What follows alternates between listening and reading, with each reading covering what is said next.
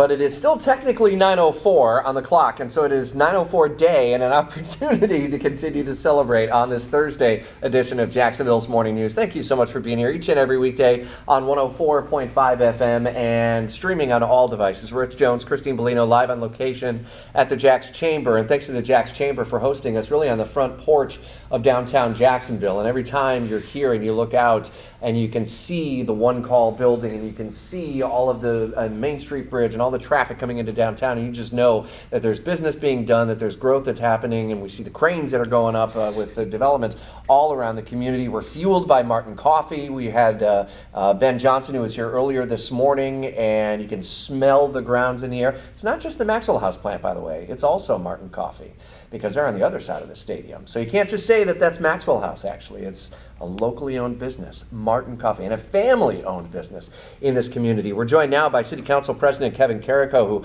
walked over from City Hall, and boy, you guys have been busy in budget season. But to celebrate 904 Day, it's a nice day to pull away from that, isn't it? Beautiful day here in Jacksonville, and you nailed it when you were talking about looking out the window. And it's not just about the vibrancy of what we have here downtown, it's really about what's coming.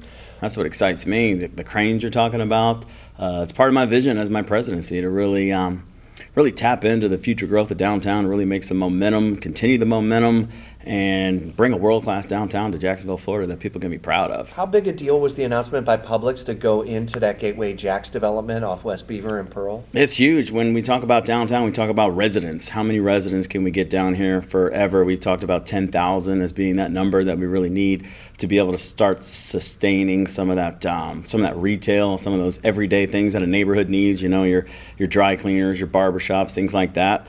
So to have a Publix come downtown, I mean, that can really drive that residential target that we need and push it way beyond the 10,000, start getting to the 15, 20,000. When we start to see that, then we start to see 24-hour vibrancy like you see in other downtowns, where we see 24-hour diners and people out walking their dogs. And the more people that are out and activating spaces, that's when you see safety and security. And that's really the hope and the dream that we all want. So it starts with having residents. And then if I could just keep talking about downtown, if that's all right, since we're talking about 904, right? It's the heart of our city. You look at the entertainment district and what we hope to accomplish, starting with just the bookends of the stadium, right? So the Stadium of the Future deal is done. It's under construction. That's going to be the anchor out to the east, and then going down Bay Street all the way through to the UF graduate campus. So that is underway, under construction. Students will be showing up to campus next year, and then everything in between. So Bay Street has to be our broad street. If you've been to Nashville or any other major city, it has that signature street. So we've heard rumors of some other hotel brands that are looking at coming and putting a flag down there. Hopefully, maybe some momentum on the Laura Street trio. We're looking at moving the jail out of that location, and the police memorial building. They're starting to already move over to Brooklyn. So when you start to see the clearing out of that Bay Street corridor, that becomes our signature entertainment district, and that every downtown needs that. And that's when you start getting the tourism, right? You see the Four Seasons Hotel is already coming up. It's already coming out of the ground. And it just really, really excites me to see that we can have a signature downtown. You know, when I was growing up here, going to Mandarin High School, we didn't have the town center. We had a couple shopping malls, but everyone came downtown, and all we had was the landing. And for us, that was great. That seemed world class. You know, people would visit from out of town, and we'd hop in the car and drive up from Mandarin, and we'd come downtown to the landing. Halloween, New Year's Eve, Florida, Georgia, Jacksonville, Jaguar games. Everyone came down to the landing.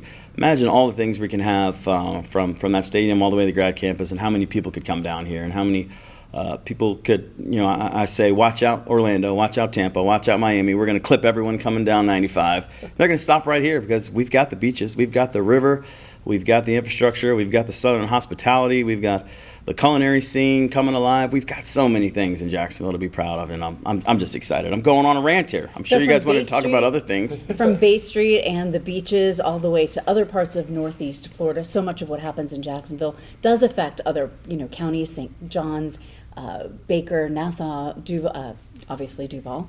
How much communication do you have with your counterparts in those other counties? So we have relationships with other county managers and other electeds in those counties. Usually we see them at things like I go to the Florida League of Cities annually on their conferences and things, and just network and see what people are doing. Not a lot of structured things. I mean, we have overlap with the school board here. Obviously, I speak with the school board chair probably once a week just to get an idea of what's going on. So one of the biggest issues that we're facing that we can work together on is child safety when they're walking to and from school. Over the last couple of years, we've just had too many incidents where kids are getting hit by cars, injured, and even killed in these accidents. And it's got to be a combined effort. Not every school and not every sidewalk and street has the ability to have crosswalks and guards that can hold the signs and help. So we're going to have a joint meeting soon with the full council and the school board. I think it's on the books for either September or October, and put our heads together, see how we can work together, maybe combine some resources. So yeah, government working together and working across different sectors is important for the overall benefit of our city. You mentioned growing up in Mandarin, and I think about how the community is kind of in these pods and how we've seen those pods work to kind of invest internally and put some growth in. You think about the investment that Jacksonville University has been making in the Arlington community, for example, and we see the growth into the development around in Avondale and the like. Is that by design so that community can really feel more in center with the community and then be able to grow out from there and get into downtown and explore some of these other locales? Well, that's one of the things that makes Jacksonville a great city is our great neighborhoods. You look at Avondale and Arlington and Mandarin and San Marco, Murray Hill. You just start naming all these different neighborhoods that have their own identities. It makes our city unique and gives it character. And when those those neighborhoods can link together and kind of share identities and share customers and kind of build an economy together, and the businesses can play off each other, and I think it helps build a better economy. But you mentioned Arlington. I think there's another exciting thing that I've been working on as the council president. Had some meetings with JU. So we're looking at, as a city, building the first indoor sports complex. So we don't have one as a city. I have two nephews that play AAU basketball. They live in the Orlando area, and this summer they traveled all around the country. They went to Las Vegas. They went to Charlotte. They went to Boston. They were all over the place spending hard-earned parents' dollars on hotels and flights and visiting these cities. And Jacksonville doesn't have that. So JU is really looking at granting the city or giving us a big piece of land adjacent to their campus right on the water.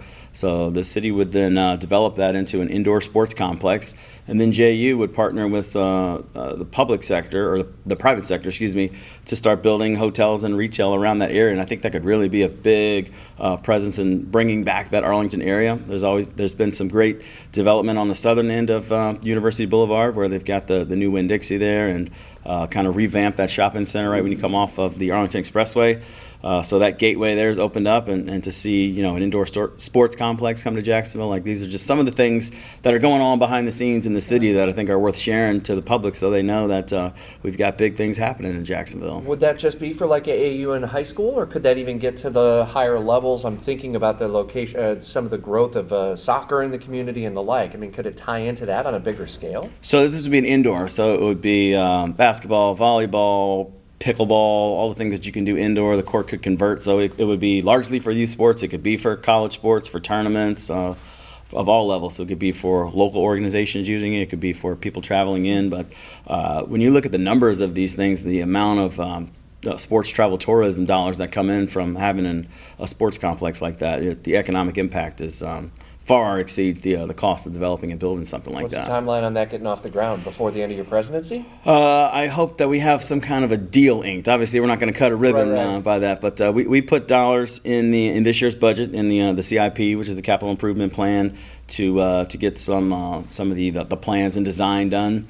And we're looking at finalizing the deal with JU so they can sign over the papers to the city, so they give us the land. So we hope to at least accomplish those two things under my presidency and get the ball rolling. Budget process continues. Next few weeks are going to be pivotal with big Yeah. decisions. What's your message to the community about is it too late to have a say in any decisions that are coming over the next several weeks in front of council? It's never too late for the community to give input. We've got 19 council members. All of us have an equal vote. So any concerns that community members have, our lines are open. Our emails are checked every day. So anything that the community wants to see in the budget, you should definitely have your voices heard.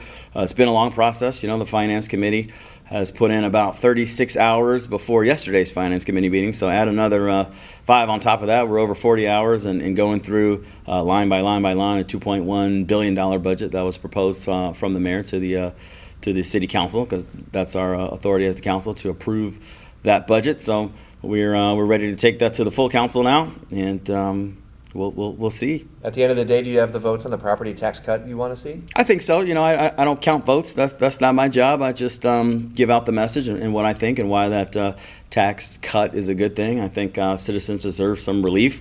I think putting $13 million back into the economy and back into small businesses, because those dollars are going to go back out into the economy, is a good thing. And our budget has grown over $170 million from last year, due to home values increasing and due to people paying more for their property taxes. So giving that money back to citizens and putting it back in the economy, I think is a good thing. I think government can live off less. With big numbers like that, and the 36 hours plus the 5, so 41 hours if the math is correct, how do you ensure, it's one of 19, but how does a council member and council president ensure that every single line item has an impact to it? Like, do you find yourself having to stop or slow yourself and slow the process down sometimes to say, wait a second, this has impact on someone or some organization or whatever the case may be? How do you do that as you're wading through $2.1 billion? Yeah, well, first of all, we have the best auditing team in the country, I think. So the council auditors are there with us. It's a whole team of people that work exclusively for the city council office. They put together reports on every department, and they kind of give us the cliff notes, if you will, and they meet with us outside of those budget hearings one-on-one when we have questions and prepare for us. So they help us out. And I've been there since 2020, so I've been around long enough to kind of know what's just kind of status quo, what we normally fund, what we always fund, what departments are essential. And, we look at a percentage basis. What is the increase? What did we ask for? What did last year look like? So a lot of that kind of just goes over. And then we look at new spends. That's kind of what we focus on. What is in this budget that wasn't in last year's budget? Why is it in there? What is the purpose of it? And then we'll have either people from the mayor's office come down and explain that, or if there's representatives from those groups, if it's funding that's going to an outside entity or a nonprofit, then we'll have them come down and talk about it. If there's a pilot program that was launched, we'll ask for the data and see if this is impactful. We'll look at the numbers of people, how many, and there's always tough decisions to be made. When we're looking at taxpayer dollars, you have to make tough decisions, and they're not always something that people get along with. But we didn't get elected to do an easy job. Right. Well, there's one easy decision today, and that's celebrate 904. That's it. And what's your closing message to the community on a day like today? Well, I just love this city, man. I moved here when I was 16 years old. Graduated from Mandarin High School. Lived around the southeast after I graduated Mandarin. I went to Florida State and had a career in country club management, but found my way back to Jacksonville. And I don't think I could ever leave this town. I just love it. We have everything. We have great hospitality. We have great people, great resources. And if I was a citizen here, I would be proud at what we have, and I would be excited about what's coming, truly. From the Jags to development downtown, from what we already have, the beaches. It's just an amazing city. And if you're driving through listening to WOKV, you should know that you should stop for a little bit and hang out, because you might not ever leave. I like that. That's a good message. That's a promo right there, I think. Is. Council President Kevin Carrico, thanks for stopping by on this 904 day as we all celebrate. It's a chamber day here in Jacksonville. It is. It's a Chamber of Commerce kind of morning, right? 9:18 on Jacksonville's Morning News.